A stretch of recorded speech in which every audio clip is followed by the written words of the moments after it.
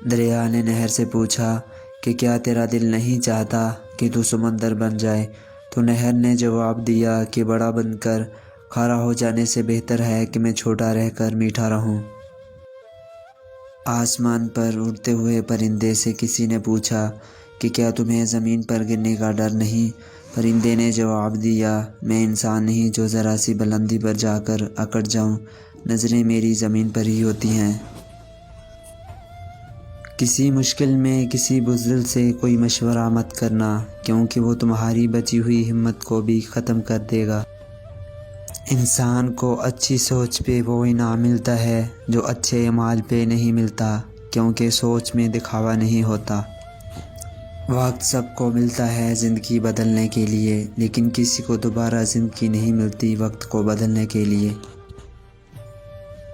یہ نہ سوچو کہ اللہ تمہاری دعا کو فوراً قبول کیوں نہیں کرتا، یہ شکر کرو کہ وہ تمہارے گناہوں کی سزا فوراً نہیں دیتا۔ اپنی سوچ کو پانی کے قطروں سے بھی زیادہ شفاف رکھو، کیونکہ جس طرح قطروں سے دریا بنتا ہے اس طرح سوچوں سے ایمان بنتا ہے۔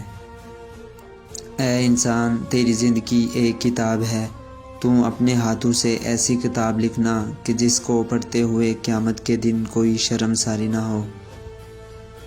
اگر کوئی تم سے بھلائی کی امید رکھے تو اسے مایوس مت کرو، کیونکہ لوگوں کی ضرورت کا تم سے وابستہ ہونا تم پر اللہ کا خاص کرم ہے۔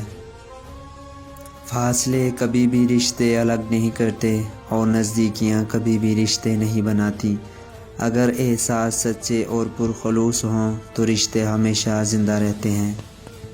کسی کی مدد کرتے وقت اس کے چہرے کی جانب مت دیکھو، ہو سکتا ہے کہ اس کی شرمسار آنکھیں تمہارے دل میں غرور کا بیج بو دیں۔ جب تک آپ کسی کو معاف نہیں کرتے تب تک آپ نفرت، بدلے اور غصے کا بوجھ اٹھا کر پھرتے رہتے ہیں۔ کبھی کبھی ہم دوسروں کو معاف ان کے لیے نہیں بلکہ اپنا بوجھ ہلکا کرنے کے لیے بھی کرتے ہیں۔ جسے اللہ تعالیٰ اپنی محبت عطا کرتا ہے اسے پھر کسی اور چیز کی خواہش نہیں ہوتی، اور جسے وہ دنیا عطا کرتا ہے تو اس کی خواہش اس کی بھوک بن جاتی ہے جو کبھی ختم نہیں ہوتی۔ کسی کو کمزور اور حقیر نہ سمجھو، کیونکہ راستے میں چھوٹا سا پتھر بھی آپ کو منہ کے بل گرا سکتا ہے۔ ہمیشہ اس انسان کی بہت عزت کرو جو آپ کو نہایت ناپسند ہو، کیونکہ ہو سکتا ہے کہ آپ کی عزت کرنے سے اس کا کردار بدل جائے۔ ماچس کی تیلی میں سر تو ہوتا ہے پر دماغ نہیں ہوتا، اس لیے ذرا سی رگڑ سے بھڑک تو اٹھتی ہے پر انجام اپنی ہی آگ میں جل کر خاک ہو جاتی ہے۔ حاسد کا بھی کچھ ایسا ہی حال ہوتا ہے۔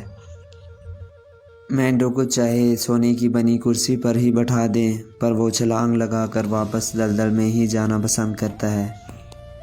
جنازے میں شامل ہونے کے لیے لوگ دوسرے ملکوں سے بھی آ سکتے ہیں، جبکہ فرض نماز کے لیے پاس کی مسجد میں بھی جانا مشکل لگتا ہے۔